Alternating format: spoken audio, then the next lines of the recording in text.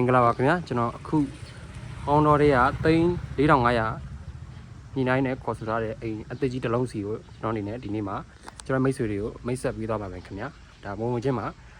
ကားပါကင်အကျယ်အနေထားကား3စီးအေးဆေးထားလို့ရတဲ့ကားပါကင်ကျယ်အနေထားတစ်ခုကိုဒါထည့်သွင်းဖို့ဒါတိဆောက်ဖို့နေရာလေးပြင်ထားတာတွေ့တယ်ဒီနားမှာဆိုရင်ဒါကားပါကင်အမိုးလေးတစ်ခုလုပ်ပေးထားမယ်ဒါဘုံဝင်ချင်းတွေ့ရမယ်နေတာပန်းခုံလေးတွေကျွန်တော်ကြိုက်တဲ့အချက်ကဒီမှာပန်းခုံလေးတွေနဲ့မျက်စိပဓာတ်ဖြစ်စေဖို့အေးချမ်းချမ်းလေးနဲ့လုပ်ပေးထားတာကိုဒါမြင်တွေ့ရတယ်နောက်ပြီးတော့ဒီမှာဒါဆိုရင်လည်းဒီမှာမျက်စိပဓာတ်ဖြစ်ဖို့ပန်းအလှပန်းလေးတွေနဲ့ဒါအိမ်ရဲ့ဒါရှေ့မျက်နှာစာအနေထားဝရန်ဒါတစ်ခုထုတ်ပေးထားတယ်ဝရန်ဒါတစ်ခုထုတ်ပေးထားတာကိုမှဒီမှာ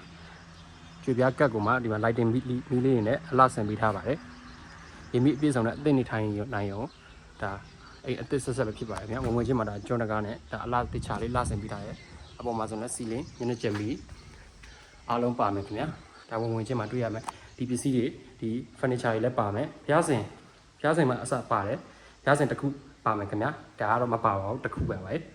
ဒါတော့ဝင်ချင်းမှာတွေ့ရတဲ့ဘုရားစဉ်နဲ့အခန်းတွဲလျက်ထည့်သွင်းတိဆောက်ထားတဲ့အိမ်ရှင်ရဲ့စိတ်ကူးကောင်းလေးတစ်ခုတွေ့ပါတယ်ဒါကတော့ပကြီးကားအော်ဒါအထားတဲ့ပကြီးကားတွေဖြစ်တယ်အရန်ကိုမျက်စိပဓာတ်ဖြစ်စေတဲ့ဖြူအောင်သုံးမိထားတာကတော့ကျွန်တော်အကြိုက်ပေါ့ကျွန်တော်တော့ဖြူအောင်အတွင်းခန်းဆိုရင်ဖြူအောင်ကိုကြိုက်တယ်ဒါဝင်ချင်းမှာတွေ့ရတယ်အခန်းအဖွဲ့တွေရဲ့အနေထားခန်းတကားရဲ့ quality အနေထားကို show ပါဒီမှာလုံခြုံရေးအတွက်အပြင်ကနေပြီးတော့အထက်ကနေပြီးတော့ဒါအပြင်ကိုလမ်းကြည့်လို့ရတဲ့မန်ဘလူးလေးတက်ပေးထားတယ်အခန်းအဖွဲ့အနေနဲ့ master နှစ်ခန်းပါမယ် master နှစ်ခန်း single တစ်ခန်းပါမယ်ကဲချက်ကြည့်လိုက်ရအောင်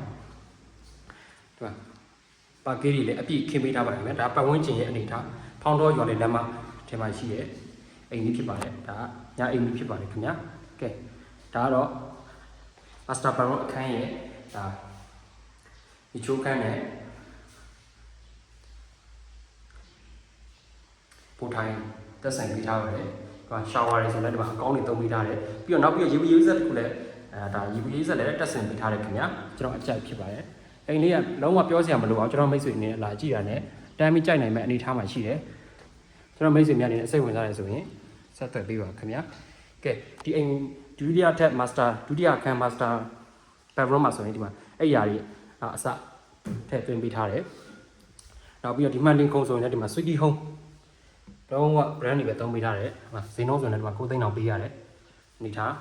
းလုံးဝအကောင်းတယ်ဒါကြီးဆိုရင်လည်းဒီ set အဆက်လေးရင်ကို9သိန်းလောက်ရှိတယ်ဒါကြီးပစ္စည်းကောင်းတွေပဲသုံးပေးထားတယ်ဗျာဒီမှာ shower ပါမယ်ပိုထိုင်ပါမယ် UV ကတော့အခန်းတိုင်းပါမယ်ခင်ဗျာတိန်တော့အတွက်တက်ဆင်ထားတာဖြစ်တဲ့အတွက်ဒါကတော့ရိုးရိုးအခန်းဖြစ်ပါတယ် single bedroom တစ်ခန်းဖြစ်ပါတယ်ခင်ဗျာဒါညာအိမ်ကြီးပါမယ်ညနေချက် lighting တွေပါမယ်ခင်ဗျာကဲဒါက dining room နဲ့ kitchen room အဖြစ်အသုံးချလို့ရတဲ့နေရာဝင်ချင်းမှာဒီမှာ kitchen room အတွက်ဒီမင်းလေးအေးဆေးစားမလားကျွန်တော်မိတ်ဆွေဒီမှာနောက်မှဒူးလေးကိုကြည့်နေအရန်ကိုတာယာရွာလေးဖြစ်တယ်ကဲကျွန်တော်ပြောဦးမယ်ဒါလေးမှန်တကားလည်းတက်ဆင်ပေးထားတယ်နော် kitchen room နဲ့ဒီရှေ့ကအခန်းလေးကိုဒါထမင်းဟင်းချက်ချင်မှာညှော်နဲ့ကူးမသွားအောင်ဒီမှာမှန်ကန်လေးနဲ့ဒီလို slide လေးနဲ့ဆွဲပေးထားတယ်ပေါ့ကျွန်တော်ကြိုက်တဲ့အချက်တစ်ချက်ကဒီမှာဒီ kitchen room ကိုမျက်စိလေးအရင်ဒီရှောက်ပြားဒီ design ဆန်းလေးကိုကျွန်တော်အရင်သဘောကျတယ်ဒါကတော့ kitchen room ဖြစ်ပါတယ် kitchen room မှာ basin တစ်ခုပါတယ်အပေါ် cabinet ဒီမှာပေါ် cabinet တွေဆိုလဲလုံးဝဒီတက်ကျွန်တော်မိတ်ဆွေအနေနဲ့ဒါ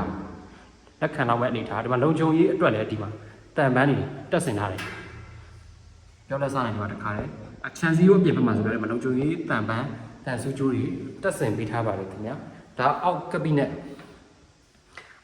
လည်းပါမယ်လုံးဝမျက်စိအေးတဲ့အယောင်တွဲဆက်မှုအရန်ကောင်းမွန်တယ်ဒီအယောင်လေးတွေကျွန်တော်တော်တော်လေးသဘောကျတယ်အပြင်ဘက်မှာဆိုရင်ဒီ dining room နဲ့ kitchen room ပေးမှာဆိုရင် common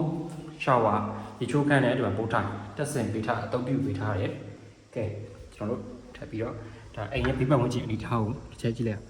ဒါအိမ်ရဲ့ဘေးပတ်ဝန်းကျင်အနေထားဖြစ်တယ်ကဲရေစင်ကတော့အပေါ်မှာ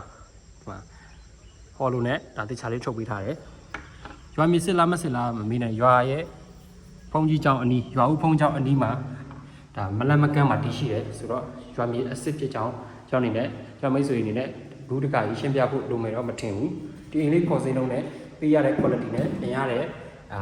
အနေထားကအရန်တန်တဲ့3500ကိုညှိနှိုင်းရောင်းချသွားမှာဖြစ်တယ်ရက်ကွက်ကြီး15ဖောင်းတော့ဆိုတာဒီနှိဖျားရေးတည်ရှိတဲ့ရက်ကွက်မှာဖြစ်ပါတယ်ခင်ဗျာရေမီအပြည့်စုံနဲ့အသစ်နေထိုင်လို့ရတယ်လုံးဝ luxury ဆန်းဆန်း ပေးရတဲ့ဈေးနဲ့ပြန်ရဖို့အတွက် quality အတွက်လုံးဝအာမခံပါတယ်ခင်ဗျာကဲဒါပတ်ဝန်းကျင်လေးလည်းကြည့်ပါဦးလုံးဝအင်ချီအပြည့်ရှိတယ်နော်ကျွန်တော်မိတ်ဆွေများစိတ်ဝင်စားရဆိုရင်အမြန်ဆုံးသာဆက်သွယ်ပြီးပါကျွန်တော်ရဲ့မိတ်ဆွေများအိမ်ရှာနေမိတ်ဆွေများဒီလိုအိမ်ကောင်းအိမ်တက်တစ်လုံး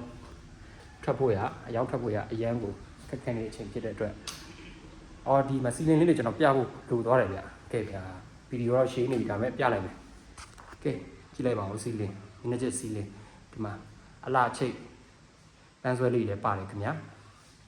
ကဲဟောဖျားစင်ရလဲဒါ Sweetie Home တစ်စိတ်တွေပဲတုံးထားတယ်နော်ကျွန်တော်အခုခုနပြောဖို့လိုပါတယ်စိတ်ဝင်စားတဲ့မိတ်ဆွေများဒီအင်းလေးကိုစိတ်ဝင်စားရဆိုရင်အမြန်ဆုံးသာဆက်သွယ်ပြီးပါကျွန်တော်မိတ်ဆွေများအားလုံးကိုအထူးပင်ကျေးဇူးတင်ပါတယ်ခင်ဗျာကဲဒါပတ်ဝန်းကျင်ရဲ့အနေအထားလေး